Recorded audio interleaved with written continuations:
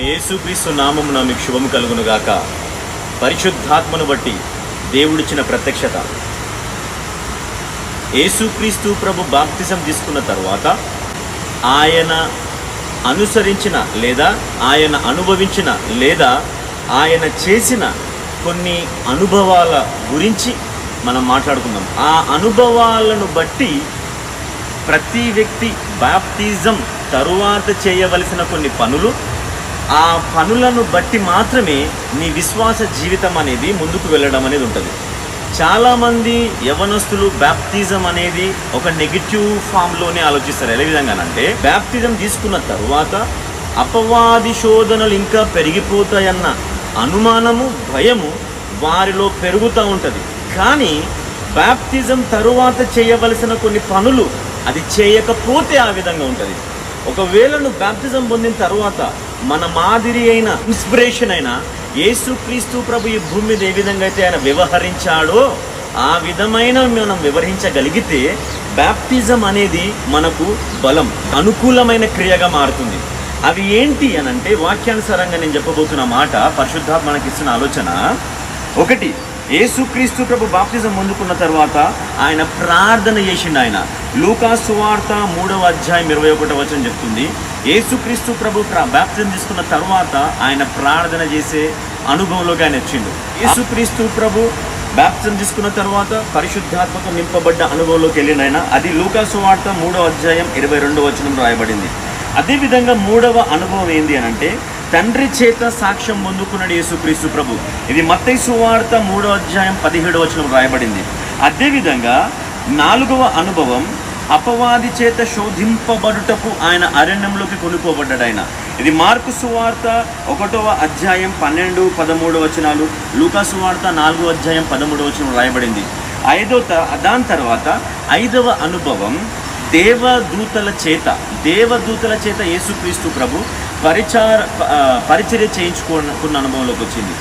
ఈ అనుభవం మత్తయి సువార్త 3వ అధ్యాయం 11వ వచనం రాయబడింది.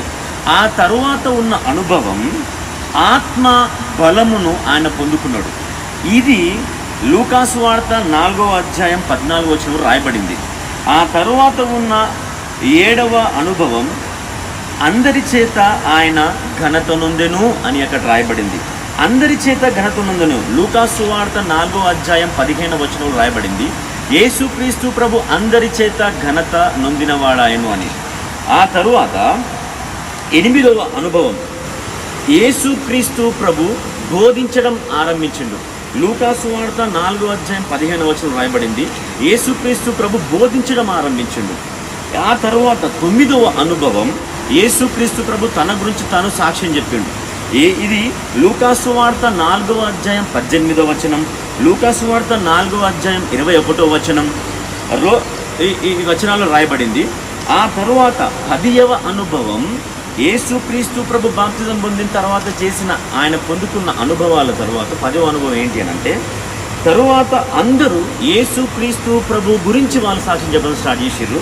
ఇది ఎక్కడ రాయబడింది? లూకా సువార్త 4వ అధ్యాయం 22వ వచనం రాయబడింది. చూడండి, యేసుక్రీస్తు ప్రభు బాప్తిజం, నీటి బాప్తిజం పొందుకున్న తర్వాత ఆయన ఈ 10 అనుభవాల గుండా ఆయన వెళ్ళిండు.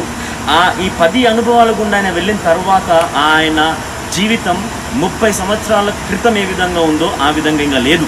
30 సంవత్సరాల తర్వాత ఆయన జీవిత విధానం కంప్లీట్గా వేరేగా ఉంది. కారణం ఈ 10 అనుభవాలు. ఈ 10 అనుభవాల గుండా నీవు వెళ్ళగలిగితే నీ జీవితం బాప్తిజం కన్నా ముందు, బాప్తిజం తరువాత వేరే రకంగా ఉంటుంది. విశ్వాస జీవితం అనేది ముందు తర్వాత అనే ఒక అనుభవంలో ఖచ్చితంగా ఉండి తీరాల్సిందే. చాలామంది మారు మనసుకు ముందు, మారు మనసు తర్వాత నువ్వు మారిపోయినావు అని కొంతమంది నిన్ను హేళన చేస్తున్నప్పుడు నీకు అర్థం కావాల్సిన విషయం ఏంటి అని అంటే ఈ 10 అనుభవాల గుండా నువ్వు వెళ్తున్నావా, లేదా 10 అనుభవాలు ఏదో ఒకటి నీకు తక్కువ ఉందా, అది ఆలోచించుకో. పరిశుద్ధాత్మతో నింపబడడం, ఉపవాస ప్రార్థన చేయడం, దేవదూతల చేత బోధింపబడడం, లేకపోతే దేవదూతల పరిచారం చేయించబడడం, దేవుని గురించి సువార్త ప్రకటించడం, తనను గురించి ఇతరులు సాక్ష్యం చెప్పడం, ఆ తర్వాత ఇతరులు తనను గురించి సాక్ష్యం చెప్పడం, ఈ అనుభవాల గుండా నువ్వు ఖచ్చితంగా వెళ్ళి తీరాల్సిందే. ప్రార్థన అనుభవం నీకు ఉండాలా, అన్య భాషల అనుభవం నీకు ఉండాలా, ఉపవాస ప్రార్థన అనుభవం నీకు ఉండాలా.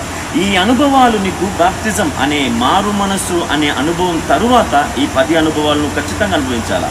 ఈ 10 అనుభవాలు లేకుండా నీవు నీ బాప్తిజం పొందుకున్న జీవితాన్ని కొనసాగించడానికి నువ్వు ప్రయత్నం చేస్తే నువ్వు ఖచ్చితంగా అపవాది చేతిలో ఓడిపోయే స్థితిలో నువ్వు ఉంటావు.